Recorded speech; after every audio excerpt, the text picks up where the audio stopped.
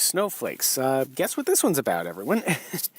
Okay, I've tried to steer away from overtly political songs after the first album came out. I just was not really interested in that anymore, but I don't know. With all the really outrageous and stupid stuff that Donald Trump and his supporters are doing on a day-to-day basis, I just could not comment. Sorry, I couldn't not comment on it. I mean, when you have a sitting president who picked a nuclear war in his first year in office and defended Nazi sympathizers fresh off of murdering total strangers, who is on video boasting that he raped a woman, and his supporters are so fucking delusional that they would believe Trump if they said that there's a flying cow in the sky, and yet they question any kind of live TV or Twitter feed that directly proves that he's completely full of shit. I'm sorry, but this has to be commented on. And the best way I could think of to do it was to do satire, to come up with this very sarcastic kind of heavy metal pastiche as an anthem for how I view the alt-right these days.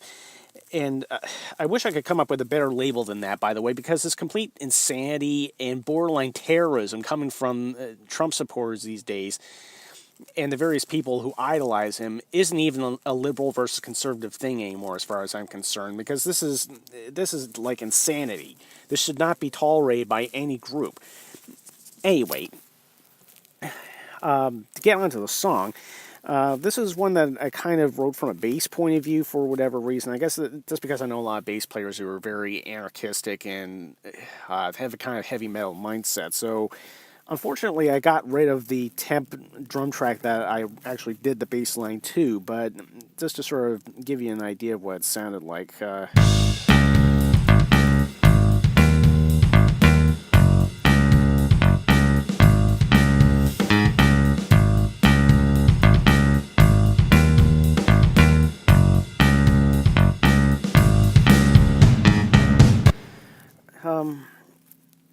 At that point, basically all I had for guitar work were the basic chords that kind of made their way into the final song anyway.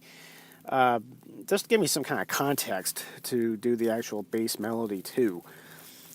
I'm not a heavy metal guy, to be honest, most of the time, so it actually kind of surprised me that this caught on as much as it did within heavy metal Facebook groups. But I guess I just went for like raw power in terms of the sound.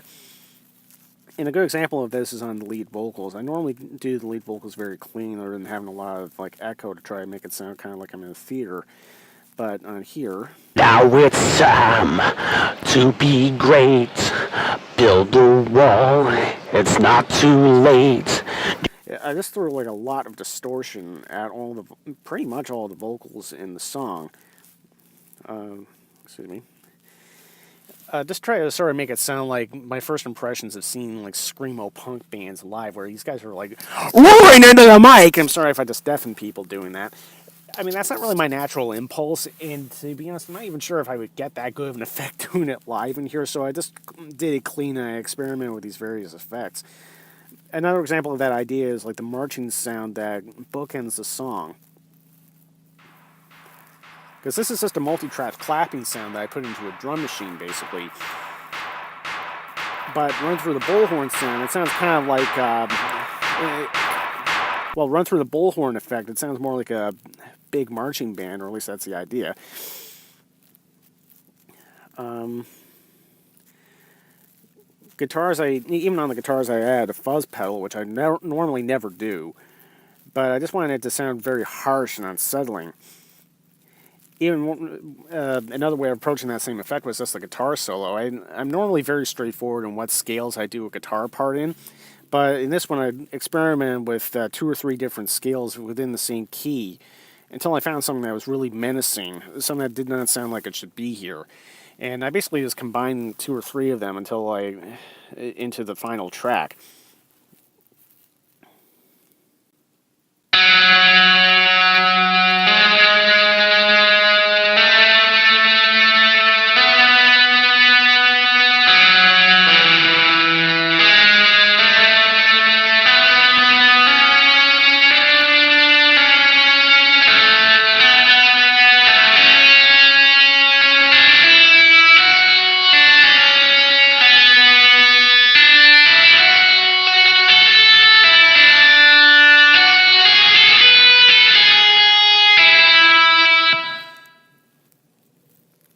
As far as the unusual writing credits on the song, this is one of the few songs I have a co-writer credit, namely Andrew Carter, who I used to go to high school with. And I originally just asked him for sort of like to be like a song editor in a sense, because the thing about satire is that you really need somebody to kind of be a gatekeeper in a sense. It's very hard to get the tone of that right, especially when you're talking about sarcasm, because too subtle people will think that you're, well, genuinely believing this stuff, and I've had some people wonder about that. And but too on the nose, you can hit it in the damn dart. So I was trying to find the right balance, and Carter was very helpful at keeping me on the right track in that respect. But he also had this brilliant suggestion that I wish I had thought of before I actually put some temp vocals on this thing, which is to make fun of how the Trump supporters very ironically misuse their own insult. Because of course they all love calling people snowflakes if they're outraged over racism, and yet these people are the biggest whiners because these people get all bent out of shape over being criticized or being made fun of on Saturday Night Live, and they say everyone else is a fucking wimp. I mean, it just floors me, the kind of cognitive dissonance within this group. And I wish I had thought of that when I was actually writing the song properly. By the time Carter had suggested that, it was a brilliant idea, but I didn't really have anything at face value to do with it until it occurred to me that there are some pauses within the chorus, right about where, in character, I basically say snowflakes are going to fry, jack boots and bombs go by. Jack boots and bombs being the original title, by the way. And I thought that might be an interesting place to do a little bit of back and forth. Now, hopefully this will read. Sometimes the screen capture does strange things when you have a lot of tracks. Everything's a witch hunt.